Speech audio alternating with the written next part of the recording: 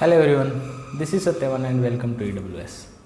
हम लोग non finite verb पढ़ रहे थे और एक मैंने बीच में ना वर्ब का बेसिक जिसमें मोडाल कहाँ से आता है, मोडाल का काम क्या होता है, वो वीडियो भी डाला है, आप वो भी जाके देख सकते हैं। ठीक है, नॉन फाइनाइट वर्ब का ये तीसरा क्लास है। इससे पहले हम 2 क्लास पढ़ चुके हैं, 2 वीडियो मैंने अपलोड कर दिए हैं। अगर वो आपने नहीं देखे तो एक बार पहले जाइए वो देखिए, उसके बाद यहाँ से पढ़ोगे तो ज़्यादा अच्छे से समझ आएगा। ठीक है, और रोज़ाना ना डेली, अब अपनी ना डेली 9 PM पे वीडियो आया करेगी, तो आप अपनी रेगुलरिटी बना लीजिए और 9 बजे देखना है। ठीक है, चलो नॉन फाइनाइट वर्ब की शुरुआत करते हैं। जो हम 2 क्लास में पढ़ चुके हैं, एक बार उसको मैं रिवाइज करवा देता हूँ थोड़ा सा। नॉन फाइनाइट वर्ब होती क्या है, इसका काम क्या होता है, दिख रहा है? चलो, ये हमने पढ़ा था कि non finite verb type, last class में हमने पढ़ा था कि इसके टाइप क्या क्या होते हैं। एक तो इन्फिनेटिव, एक जीरेंड और एक पार्टिसिपल। इन तीनों के बारे में पढ़ा था कि नॉन फाइनाइट वर्ब 3 टाइप की होती है। ये इन्फिनेटिव होती है, जीरेंड होती है, पार्टिसिपल होती है। इसके 3 काम पढ़े थे। ये नाउन का भी काम फंक्शन करता है, ठीक है, ये एडजेक्टिव का भी फंक्शन करता है और ये एडवर्ब का भी करता है। और ये क्या होता है, वर्ब की बेस फॉर्म। उसके साथ कभी टू लगा होता है, कभी नहीं लगा होता है, कब लगा होता है, कब नहीं लगा होता है, वो हम पढ़ लेंगे। जीरेंड, ये वर्ब की ING फॉर्म होती है, ठीक है, जिसका काम क्या होता है, सिर्फ और सिर्फ नाउन का। और पार्टिसिपल क्या होता है, ये वर्ब की ये भी ING फॉर्म होती है और जिसका काम होता है एडजेक्टिव। ये हमने लास्ट वीडियो में पढ़ा था, आपने नहीं देखा तो एक बार देखिए, आपको बहुत अच्छे से समझ आएगा। मैंने एक बार रिवाइज करवा दिया। अब पढ़ते हैं हम इन्फिनेटिव के बारे में। चलिए, रेगुलर याद रखना 9 बजे, ठीक है, रात को 9 PM पे इन्फिनेटिव।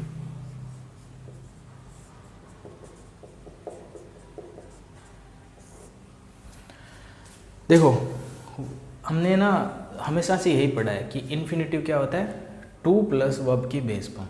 2 प्लस वर्ब की बेस फॉर्म जो क्या काम करे, नाउन का काम करे, ठीक है। 2 प्लस वर्ब की बेस फॉर्म जो एडजेक्टिव का काम करे, या 2 प्लस वर्ब की बेस फॉर्म जो एडवर्ब का काम करे। तो इन्फिनेटिव 2 टाइप के पढ़े थे हमने। एक तो पढ़ा था फुल इन्फिनेटिव,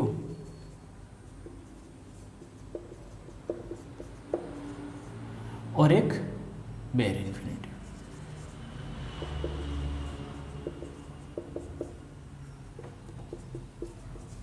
फुल इन्फिनेटिव क्या होता है, 2 प्लस वर्ब की बेस फॉर्म। याद रखना, ये वर्ब की फर्स्ट फॉर्म मत लिख देना। फर्स्ट फॉर्म में कभी कभी क्या होता है, हम ना इज एम आर को भी फर्स्ट फॉर्म पढ़ लेते हैं, क्योंकि बी की फर्स्ट फॉर्म होती है ये इज एम आर बाद, ठीक है, तीनों की तीनों इज एम और are.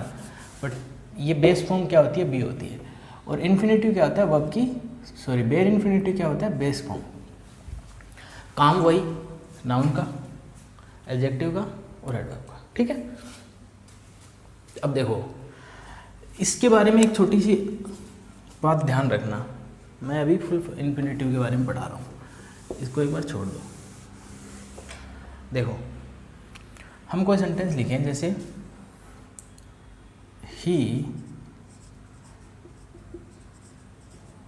Advised Kamal to play, dance लिख दो। उसने कमल को एडवाइस दी थी कि क्या करना है, डांस करना है। अब देखो, ध्यान रखना, ये जो हमारी मेन वर्ब होती है ना, ये टेंस बताती है। अगर ये टेंस बताती है तो इस वर्ब का टाइम भी होगा, क्योंकि वर्ब की फॉर्म जो टाइम बताए वही तो टेंस कहलाता है, तो इस वर्ब का टाइम भी होगा। तो जो हमारी इन्फिनेटिव होती है, फुल इन्फिनेटिव, उस वर्ब का टाइम क्या होता है, भाई कोई सेंटेंस लिखा होता है, ध्यान रखना, ये भी वर्ब है, ये भी वर्ब है। ये वर्ब की फॉर्म है जो क्या बता रही है, टाइम बता रही है, टेंस बता रही है। ये वर्ब की फॉर्म है जिसका काम है नाउन और प्रोनाउन, नाउन, एडजेक्टिव और एडवर्ब बनना। पर हम क्या पढ़ रहे हैं, नॉन फाइनाइट वर्ब्स। अगर ये वर्ब है ना, तो ध्यान रखना इसमें वर्ब का भी मतलब क्वालिटी है, इसमें वर्ब का भी गुण है। तो नाउन तो ये बनती है, पर ऐसा थोड़ी कि अपनी ओरिजिनलिटी छोड़ देगी, तो इसमें वर्ब भी है, ठीक है, ये पार्शियली वर्ब का भी काम करती है। तो इसका टाइम क्या होगा, तो हमेशा याद रखना इसका टाइम जो है ना मेन वर्ब जो लिखी हुई है उसके बाद का होता है। मेन वर्ब प्लस लिख देता हूँ मैं, मेन वर्ब के जब टाइम होता है ना उसके बाद का टाइम होता है, ठीक है।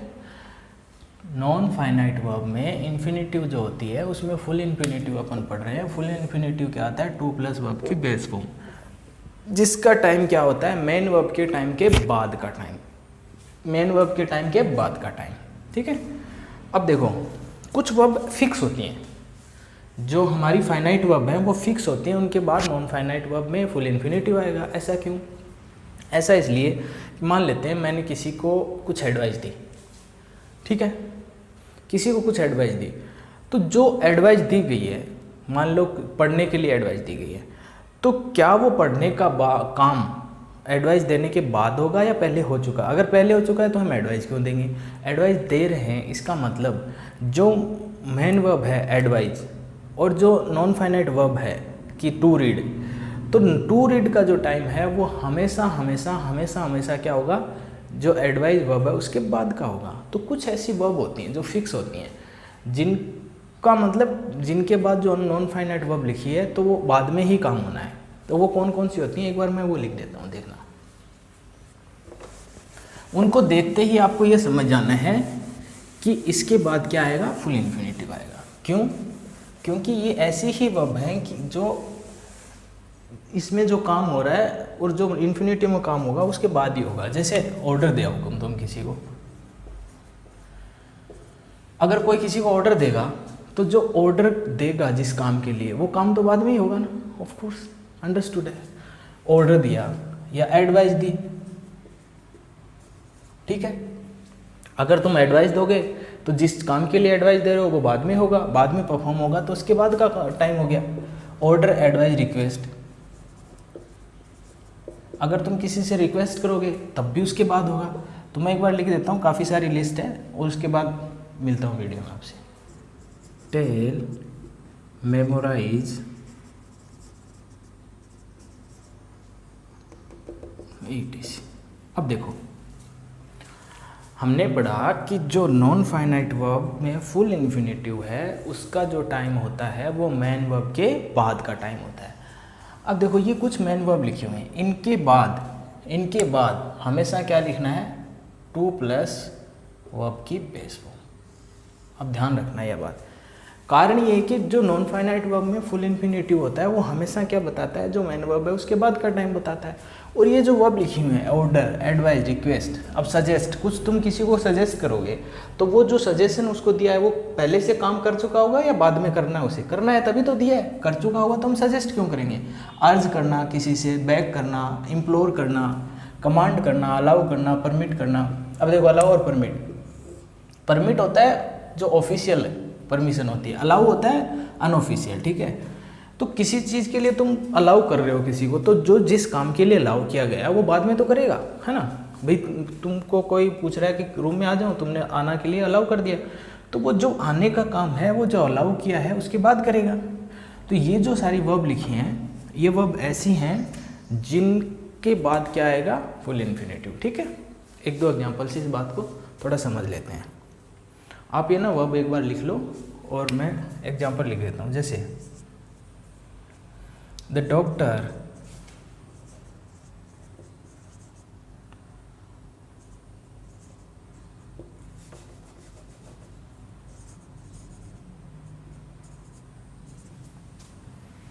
Advised him to run. अब देखो डॉक्टर साहब ने क्या किया कि उसको दौड़ने के लिए बोला था, है ना। तो ये एडवाइस क्या हमारी होगी, फाइनाइट वर्ब, ठीक है। और इसका टाइम क्या है, इस जो नॉन फाइनाइट वर्ब जो फुल इन्फिनेटिव लिखा है इसके पहले का, मतलब एडवाइस पहले दी गई होगी और ये काम बाद में हुआ होगा, ठीक है। तो कहने का मतलब इनमें से कोई वर्ब लिख दो, डिसाइड लिख लो। They decide to play cricket. दिख रहा है? ठीक है, उन्होंने क्या डिसाइड किया? क्रिकेट खेलना। तो डिसाइड करने का काम क्या हुआ होगा? पहले हुआ होगा। खेलने का काम क्या हुआ होगा? बाद में हुआ होगा। तो ये हमारी नॉन फाइनाइट वर्ब हो गई, ये हमारी फाइनाइट वर्ब हो गई। ठीक है, तो बात इतनी सी है कि ये जो वर्ब लिखी हैं इनके बाद क्या आएगा? Full infinitive. अब इसके साथ ना मैं एक छोटी सी बात और बता देता हूँ, मैं इसको मिटा रहा हूँ अभी।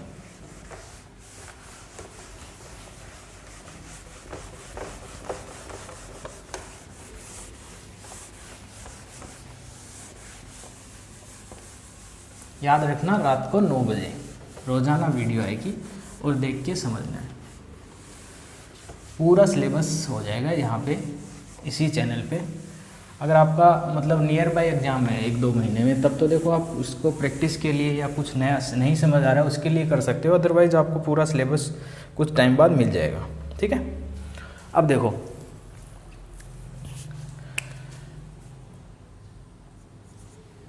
दे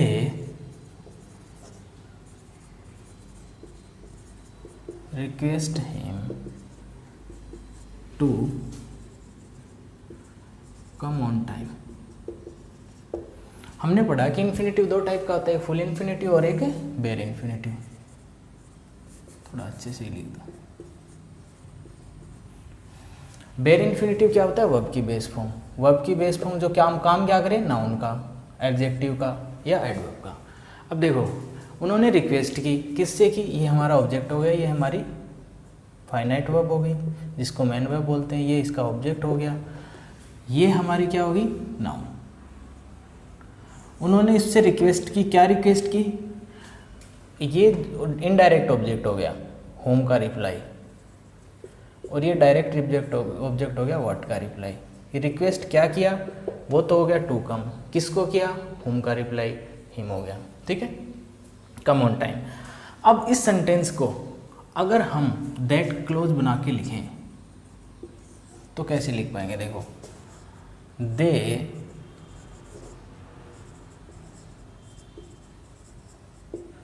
रिक्वेस्ट हिम दैट